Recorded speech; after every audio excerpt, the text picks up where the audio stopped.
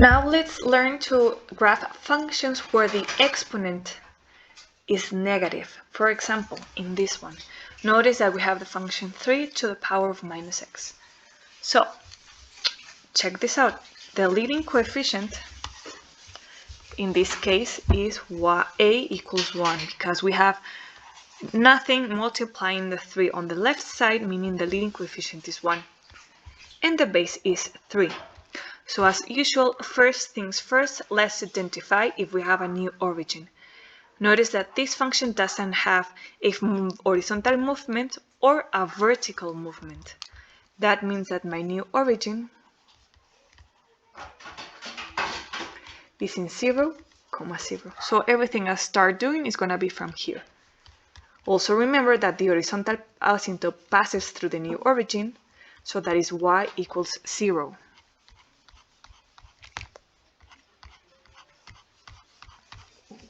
Now, let's apply the run-rise method. So, as usual, I know that if I run 0, I'm going to rise. Here's the slight difference. You know you're going to rise a times your leading coefficient to the power of b. But because in this case the coefficient is negative, we have to slightly modify our rise, only by identifying or recognizing that the exponent is actually negative. So, that is the only thing that changes. So this means that if I run 0, I'm going to rise my leading coefficient, that is 1, times my base that has a negative exponent evaluated in my run. But any number raised to the power of 0 is 1 times 1, 1. Remember that minus 0 in 0 is exactly the same, is still 0. So that means that if I run nothing, I'm going to rise 1. And now if I rise 1, this means that I am going to rise my leading coefficient times my base raised to minus, because my exponent is negative, my run. This means that in this case, I'm going to rise 1 times 3 to the power of minus 1. And by the properties of exponents, you know that that is 1/3. So I'm going to rise 1 times 1/3. This is 1/3. Meaning that if I run 1 to the right, I'm going to rise 1/3. So my function has to pass through these points and doesn't cross this horizontal asymptote, meaning that my function is going to look something like that. From here, we can remember that the domain of any exponential function is all real numbers, and the range is always from the horizontal asymptote through to where the function opens. Because this function opens upwards, this means that my range is from the horizontal asymptote and upwards. Second example, here I have a fractionary base. So my base is 2/5, and my leading coefficient is still 1. So remember, first things first, I have to identify my new origin. Notice that this function doesn't have horizontal or vertical displacements, so this means that my origin stays the same. Now to apply my run and also remember the horizontal asymptote passes through that origin, and because it's horizontal, that means that the equation is y equals 0. Now to apply the run-rise method, you just have to remember that if you run 0, you're going to rise your leading coefficient times your base raised to minus 0. Why? Because the exponent for this function is negative. But as usual, any number raised to the power of 0 is 1. So this is 1 times 1. This is 1. So if I run nothing, I'm going to rise 1. If I rise 1, I'm going to run, if I run 1, I'm going to rise my leading coefficient times my base raised to minus 1. Why minus? Because my exponent is negative. We know by properties of exponents that 2/5 to the power of minus 1 is the same as 5/2, because this is the reciprocal. So this is 1 times 5/2. This is 5/2. So if I run 1 to the right, I'm going to rise 1 to 0.5. So this is how my function looks like. And as usual, the domain for this function is all possible numbers, and the range is determined by the horizontal asymptote and to where does the function opens. This function opens to infinity, so this range is going to be from 0 to infinity. Now let's see more interesting functions. For example, this one. Notice that this function has a negative exponent.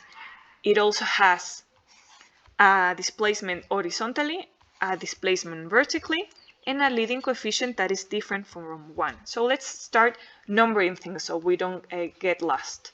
First thing is that my leading coefficient is 1/2. My base is 3. Now, what about the new origin? As usual, you know that the independent term is straightforward, the y-coordinate for your new origin. To find the x-coordinate, you're going to grab the argument, equate it to 0, and solve for x. In this case, because x is negative, I'm going to pass it to the other side, so x is 1. That means the new origin for my function is 1, -4. And because the horizontal asymptote passes through that new origin, that means that the horizontal asymptote is y equals -4. So we can start sketching that. 1, -4, that's the new origin, and the function is going to pass through here. Now, to apply the run-rise method, we're just going to do as usual. If I evaluate in 0, my rise is going to be my leading coefficient times my base raised to the power of, because my exponent is negative, minus my run. Any number to the power of 0 is 1, so 1 times 1/2, this is 1/2. If I run 1, I'm going to rise my leading coefficient times my base raised to minus my step. So this is 1/2. 3 to the power of -1 is 1/3, and 1/2 times 1/3 is 1/6. So if I run 1, I'm going to rise 1/6, and if I run nothing, I'm going to rise 1/2. So my function has to look something like this. So the domain, as usual, is the all possible values, and the range is from where my horizontal asymptote is to where the function opens. This function opens upwards. That means that my range has to be from -4, the horizontal asymptote, to infinity. Last example. I'm going to make the exponent negative. So again, let's identify my leading coefficient is -4. My base is 1/3. My new origin is defined by the horizontal and vertical displacement. So to do that, you know that the independent term is straightforward, my y-coordinate for the origin. And to find the x-coordinate, I'm going to grab the argument for my function, equate to 0, and solve for x. So this means that my new origin is 3, 5. So everything I do is going to start from here. And because my horizontal asymptote has to pass through that origin, the equation for the horizontal asymptote is y equals 5. Now, to apply my run-rise method, as usual, you know that if you run 0, you're going to rise your leading coefficient, in this case is -4, times your base, raised to -0. Why negative? Because this function had a negative exponent. And you know that any number raised to the power of 0 is 1. So -4 times -1, times 1 is -4. If you run 1, you're going to rise leading coefficient times your base raised to the negative step, because the exponent was negative and your step or your run was 1. So this is -4 times 1/3 to the power of -1 is 1/3, 3.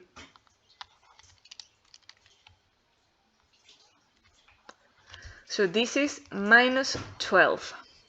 So, starting from my new origin, if I run nothing, if I run 0, I'm going to rise 4 negative. 1, 2, 3, 4 negative. And if I run 1 to the right, I'm going to rise minus 12 negative. 1, 2, 3, 4, 5, 6, 7, 8, 9, 10, 11, 12. So this function is going to look like this. So as usual, the domain for this function is from minus 0 to infinity, and the range is from my horizontal asymptote to which this function opens. This function opens downwards. This means that the range for this function is going to be from minus infinity to 5. In that order, because we know that minus infinity is smaller than 5, and this is the proper notation. And that's it.